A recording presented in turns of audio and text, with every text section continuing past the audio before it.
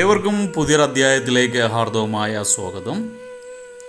ഈ അധ്യായത്തിൽ നമ്മൾ വിശകലനം ചെയ്യുന്നത് ഉത്രം നക്ഷത്രത്തിൻ്റെ 2024 ആണ്ട് സെപ്റ്റംബർ ഒക്ടോബർ മാസങ്ങളിലെ ഗുണദോഷ ഫലങ്ങളാണ്. ഞാൻ ആദ്യമായി ഒന്ന് പറഞ്ഞോട്ടെ, ഇത് ഉത്രം നക്ഷത്രക്കാരുടെ പൊതുവായ ഫലമാണ് നമ്മളിവിടെ വിശകലനം ചെയ്യുന്നത്. നിങ്ങൾക്ക് ഓരോരുത്തർക്കും വ്യക്തിഗത ഫലം ലഭിക്കുന്നതിനായിട്ട് നിങ്ങളുടെ ജാതകം ഒരു ഉത്തമനായ ജ്യോതിഷിയെ കാണിച്ച് രാശി ചിന്തനം നടത്തി മുന്നോട്ട് പോകുന്നതാണ് എന്തുകൊണ്ടും നല്ലത്. ഇനി പൊതുവായ ഫലത്തിലേക്ക് വരാം. ഈ ഉത്രം നക്ഷത്രക്കാർക്ക് പൊതുവെ കാലം അനുകൂലമാണ്. ചെറിയ ചില കാര്യങ്ങളിലൊക്കെ ചെറിയ പ്രശ്നങ്ങളൊക്കെ ഒഴിച്ചാൽ പൊതുവെ കാലം അനുകൂലമാണ്. പേടിപ്പെടുത്തുന്ന കാര്യങ്ങളൊന്നും നിങ്ങളുടെ ജീവിതത്തിൽ ഉണ്ടാകത്തില്ല. അത് ഉണ്ടെങ്കിൽ തന്നെ അതൊക്കെ പരിഹരിക്കപ്പെടുന്ന ഒരു സമയമാണ്. പൊതുവെ പറഞ്ഞാൽ നിങ്ങൾ ജീവിത പങ്കാളിയുമായിട്ട് അകന്നു കഴിയേണ്ട സാഹചര്യമുണ്ട്. ദമ്പതിമാർക്ക് അത്ര ഗുണകരമല്ല. വേർപിരിക്കുകയല്ല ഉദ്ദേശിച്ചത്. ചിലപ്പോൾ തൊഴിൽ സംബന്ധമായിട്ടോ മറ്റേതെങ്കിലും കാരണത്താലോ നിങ്ങൾക്ക് പിരിയാൻ മനസ്സില്ലെങ്കിൽ കൂടി ഒന്ന് അകന്നു കഴിയേണ്ടതായിട്ട് വരും. ചിലപ്പോൾ ഭാര്യയുടെ മാതാവിന് അസുഖം ബാധിച്ചിട്ട് ശയ്യയിലാണെങ്കിൽ തീർച്ചയായിട്ടും മകളെന്ന രീതിയിൽ പോയി അവരെ ശുശ്രൂഷിക്കേണ്ട ചുമതല അവർക്കുണ്ട്. അവർ പോകാം, അങ്ങനെയും ആവാം, അല്ലാതെ പേടിപ്പിടിക്കുന്ന രീതിയിലല്ല. രണ്ടായിട്ട് കൂട്ട് ബിസിനസ്സുകൾ നിങ്ങൾ തുടങ്ങരുത്. നിങ്ങൾ പാർട്ണർഷിപ്പ് ബിസിനസ്സൊക്കെ തുടങ്ങുന്ന പ്ലാൻ ചെയ്യുന്നവരൊക്കെ അത് ആലോചിച്ച് മാത്രമേ ചെയ്യാവൂ. അല്ല എങ്കിൽ നിങ്ങൾ വഞ്ചിക്കപ്പെടാനുള്ള സാധ്യതയുണ്ട്. നല്ല സുഹൃത്തായിരിക്കാം എന്ന് കരുതി ഞാൻ പറഞ്ഞെന്നും പറഞ്ഞ് ഉള്ള ഇതൊന്നും അല്ല പറയുന്നത്.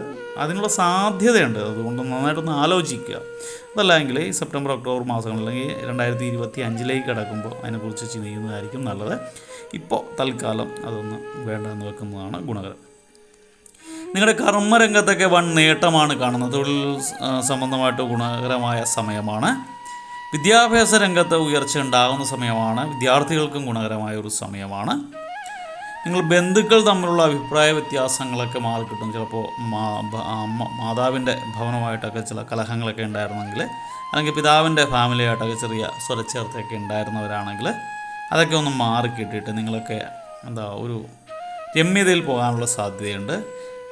ഇതിലൊന്ന് എടുത്തു പറയേണ്ടത് 1, 4, 7, 10, 14, 18, 22, 27. ഞാൻ ഒന്നുകൂടി പറയാം. 1, 4, 7, 10, 14, 18, 22, 27 ഈ തീയതികൾ നിങ്ങൾക്ക് ശുഭകരമല്ല. നല്ല കാര്യങ്ങളൊന്നും ചെയ്യരുത്. നല്ല കാര്യങ്ങളെന്ന് വെച്ചാൽ നല്ല കാര്യങ്ങൾ നിങ്ങളുടെ ജീവിതത്തിൽ. പിന്നെ ചില കാര്യങ്ങൾ നമ്മുടെ കയ്യിലല്ല. ചില ഇൻ്റർവ്യൂ ഒക്കെ ഡേറ്റ് നേരത്തെ ഫിക്സ് ചെയ്തിട്ടൊക്കെ വരുമായിരിക്കും.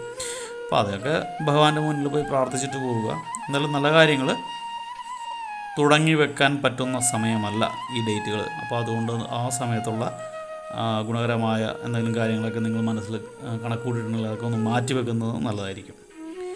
നിങ്ങൾ വ്യാപാര മേഖലയിലൊക്കെ വൻ മുന്നേറ്റമാണ് കാണുന്നത്. വ്യവസായികൾക്കൊക്കെ ഗുണകരമാണ്. ബിസിനസ് ചെയ്യുന്നവർക്കും ഗുണകരമായ സമയമാണ്. നിങ്ങൾക്ക് ശത്രുദോഷം, ഇതുവരെ ഉണ്ടായിരുന്ന ശത്രുദോഷം ഒന്ന് കുറയുന്ന സമയമാണ്. എന്നാൽ ഷെയർ ബിസിനസ്സിൽ നഷ്ടത്തിൻ്റെ കാലമാണ്. അതുകൊണ്ട് ഷെയർ മാർക്കറ്റ് ബിസിനസ് ചെയ്യുന്നവരൊക്കെ സൂക്ഷിച്ച് ചെയ്യുക. നിങ്ങൾക്ക് അപ്രതീക്ഷിത സ്ഥലങ്ങളിൽ നിന്നൊക്കെ സഹായമുണ്ടാവുന്ന ഒരു സ്ഥിതിവിശേഷം ഉണ്ടാവുന്ന സമയമാണ് ഈ സെപ്റ്റംബർ ഒക്ടോബർ മാസം. നിങ്ങൾ സാമ്പത്തിക ആരോപണങ്ങളിൽ നിന്നൊക്കെ രക്ഷ നേടാനുള്ള സാധ്യത കൂടുതലായിട്ട് കാണുന്നുണ്ട്. നിങ്ങൾക്ക് ഈശ്വരാനുഗ്രഹം തീർച്ചയായിട്ടും വർദ്ധിക്കുന്ന സമയമാണ്. എന്നാൽ സഹോദരങ്ങളുമായിട്ട് അഭിപ്രായ വ്യത്യാസത്തിനുള്ള സാധ്യതയുണ്ട്. അതുകൊണ്ട് സഹോദര ബന്ധം അത്ര ഗുണകരമല്ല. ചില ഉലച്ചിലൊക്കെ ഉണ്ടാകാനുള്ള സാധ്യതയുണ്ട്. നിങ്ങളുടെ ശരീരത്തിനും മനസ്സിനും പൊതുവേ ഒന്ന് ക്ഷീണമായി. സെപ്റ്റംബർ ഒക്ടോബർ മാസമൊക്കെ ആകുമ്പോൾ ഒരു ക്ഷീണാവസ്ഥ ഉണ്ടാകുന്ന സമയമാണ്. നിങ്ങൾക്ക് ദാമ്പത്യ ജീവിതം ഈ ഒക്ടോബർ മാസമാകുമ്പോൾ സന്തോഷഭരിതമായിരിക്കും. നിങ്ങൾ മറ്റുള്ളവരുടെ കാര്യങ്ങളൊക്കെ അമിതമായിട്ട് ഇടപെട്ട് അനാവശ്യ ചിന്തകളൊക്കെ ഉണ്ടാകാനുള്ള സാധ്യതയുണ്ട്. മറ്റുള്ളവരുടെ നമുക്ക് തന്നെ എടുത്താൽ പൊങ്ങാത്തത്രയും ബാധ്യതകളോ അല്ലെങ്കിൽ പ്രശ്നങ്ങളൊക്കെ ഉള്ള ആൾക്കാർ മറ്റുള്ളവരുടെ പ്രശ്നങ്ങൾ കൂടി, മാനസിക പ്രശ്നങ്ങളൊക്കെ കൂടി എടുത്ത് നമ്മുടെ തലയിൽ വെച്ച് നമ്മൾ ഓവർ തിങ്കിങ് ആയിട്ട് മാറാനുള്ള സാധ്യതയുണ്ട്. അതുകൊണ്ട് ആവശ്യമില്ലാത്തതിലൊന്നും തലയിടാൻ പോകണ്ട. നമുക്ക് സഹായം അന്വേഷിച്ച് വരുന്നവരെ സഹായിക്കുക, അല്ലാതെ അങ്ങോട്ട് ചെന്ന് സഹായ വാഗ്ദാനം നൽകി വയ്യാവേലി എടുത്ത് വെക്കരുത്.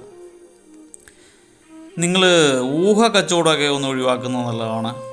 ഷെയർ മാർക്കറ്റ് ബിസിനസ് മാത്രമല്ല, ചില ഊഹത്തിൻ്റെ പുറത്ത് ചില സാധനങ്ങൾ വാങ്ങിച്ചിട്ട് കുറച്ച് വില കൂട്ടി വിൽക്കാമെന്നൊക്കെ ഉള്ള കാരണത്താൽ നിങ്ങളതൊക്കെ വാങ്ങിയോ, അല്ലെങ്കിൽ സ്ഥലം അങ്ങനെയൊക്കെ പ്രോപ്പർട്ടിയൊക്കെ വാങ്ങിക്കാനുള്ള സാധ്യതയുണ്ട്. പക്ഷേ അതങ്ങനെ വിറ്റ് പോകണമെന്നില്ല.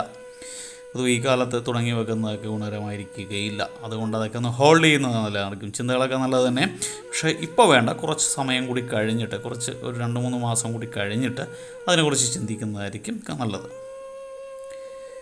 നിങ്ങൾക്ക് കലാകാരന്മാർക്കൊക്കെ അനുകൂലമായ സമയമാണ്. നിങ്ങൾക്ക് ഇഷ്ടപ്പെട്ടതുപോലെ അല്ലെങ്കിൽ നിങ്ങളുടെ ഡ്രീം പോലെ, നിങ്ങളുടെ സ്വപ്നങ്ങളൊക്കെ സാക്ഷാത്കരിക്കുന്ന അവസ്ഥ ഉണ്ടാകുന്നതാണ്. നിങ്ങളുടെ ഡ്രീം പോലെയുള്ളൊരു അവസരങ്ങളൊക്കെ, നിങ്ങൾ സ്വപ്നം കണ്ടതുപോലുള്ള അവസരങ്ങളൊക്കെ നിങ്ങൾക്ക് വന്ന് ചേരുന്നതാണ്. ഈ അന്യദേശത്തൊക്കെ സ്ഥിരതാമസത്തിന് ആഗ്രഹിക്കുന്ന ആൾക്കാർക്കൊക്കെ അതൊക്കെ സബലീകരിക്കുന്ന സമയമാണ്. സർക്കാരിൻ്റെ ഭാഗത്തു നിന്ന് അങ്ങനെയുള്ള പേപ്പർ വർക്കൊക്കെ പെട്ടെന്ന് നീക്കുപോക്കുണ്ടാകുന്ന സമയമാണ്. നിങ്ങൾക്ക് ജീവിതം പൊതുവെ സന്തോഷപൂരിതമായിരിക്കുന്ന ഒരു സമയം തന്നെയാണ്. പേടിപ്പെടുത്തുന്ന ഒന്നുമില്ല. വിദ്യാർത്ഥികൾക്ക് നല്ല സമയമാണ്.